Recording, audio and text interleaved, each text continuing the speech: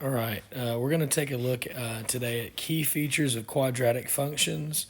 We're going to be looking at some of the important things that we'll notice or that we need to look for when we look at quadratic functions. Number one, if you look, it says the following binomials or factors, when multiplied, create the equation of the parabola below. So we've got x minus 1 times x plus 4. So if we went to the box method, and I put x and minus 1 and then x and positive 4, we would get x squared. And then negative 1 times x would be a negative x. X times 4 would be 4x. And then 4 times a negative 1 would be a negative 4. If I were to combine my like terms, that becomes x squared. And 4x minus x is 3x. And then minus 4. So it would be x squared plus 3x minus 4. Whether we graph the two binomials or we graph the quadratic equation, both of those would yield the same graph. All right, now we're going to be looking at some key features, and I'm going to be highlighting those as we move along. Number one, over here on the left, we have 4 lines that match up to the same locations, and what we're looking at is the spot right here and the spot right here. And those are called roots. Sometimes they're called roots. Okay, they are often called, or usually most often called, x-intercepts. They can also be called zeros of a function. In other words, when we set this equation equal to 0, those would be the two answers that we would get. And then lastly, they can also be called solutions. So roots, x-intercept, zeros, and solutions. We're going to probably focus more on calling them x-intercepts or zeros, but they're all interchangeable terms that mean the same thing. All right, the next thing you're going to notice down here is this spot right here in the very center. And if you notice this parabola, the shape that's made here, the parabola has equal left and right side. And this center spot right here is called the vertex. And in this case, because our vertex is at the bottom of our parabola, it is also the minimum of the graph. So it's a vertex and a minimum. All right, one of the next things that you might see or might notice is that we have part of our parabola crosses the y-axis. So right here would be what we call, obviously, our y-intercept. Okay, that's the spot where the graph touches the y-axis. Just like in blue, our graph touching the x-axis where x-intercepts. All right, then our very last thing is this dotted line that you see. This dotted line splits our parabola in half, and it is called the Axis of Symmetry. Okay, for the functions that we look at, it will be a vertically aligned dotted line that goes through the middle of our parabola. So it'll cross through the vertex and splits our parabola in half.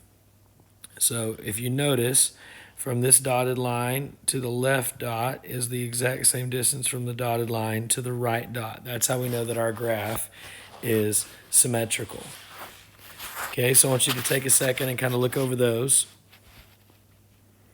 All right, now, and you may not have noticed this, but what I want you to notice is that if you go up to the very top, we had x minus 1 was one of our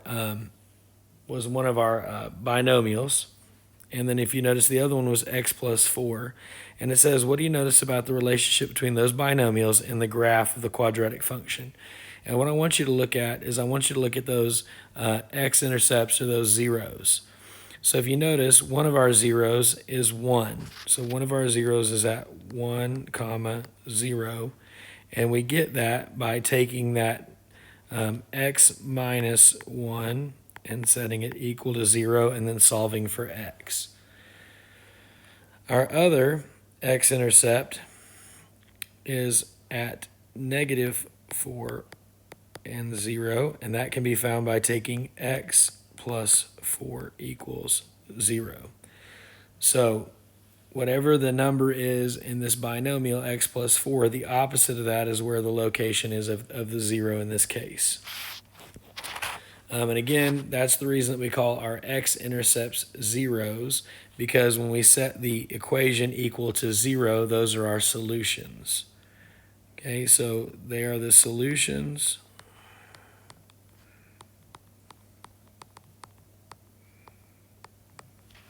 when our function equals 0. I apologize for my handwriting. When function equals 0. So they're the solutions when our function equals 0. All right, I want to go ahead and look at page number 2.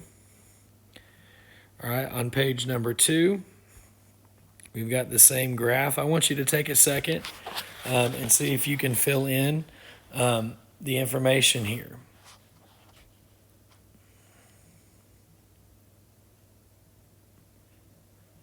All right, welcome back. All right, again, to find our equation, we would take x minus 3 and x plus 2.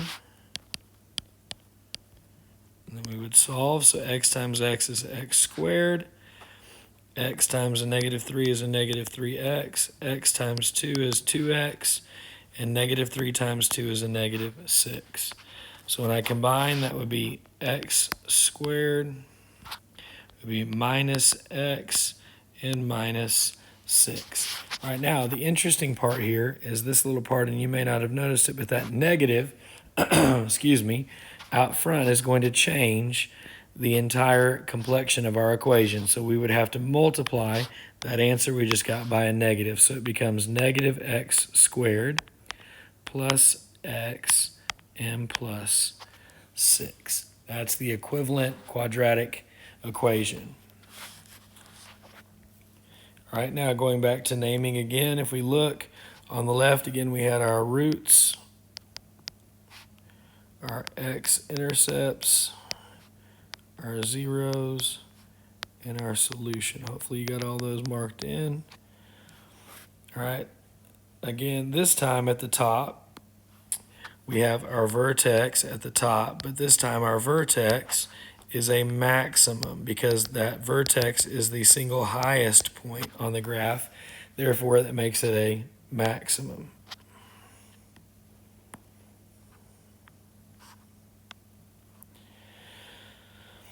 All right, and then moving over here, we've got, again, we have our, and it's really close to the other, but we have our y-intercept, where that graph touches the y-axis. And it's important to note that the y-intercept could be the exact, it's not in this case, but it could be the exact same location as one of the other items that we're looking for. So it could be the same as a 0. It could also be the same as a vertex. So there are times that a single point could be more than one item in our key features.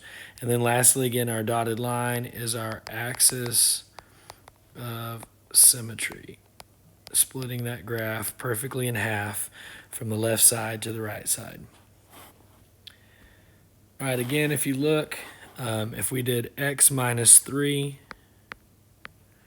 equals 0, we would come up with x being 3, which puts that coordinate at 3, 0 here on the right.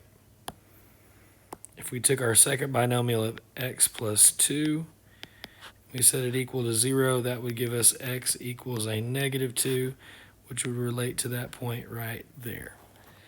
So then our coordinate would be negative 2, comma 0. And that's how we get those spots. And again, that helps us answer 2C, what are the roots, 0 solutions of the graph? And again, it would be 3, 0, and negative 2, 0. All right, hopefully this helps. Make sure you check with your teacher if you're having any questions about any of this.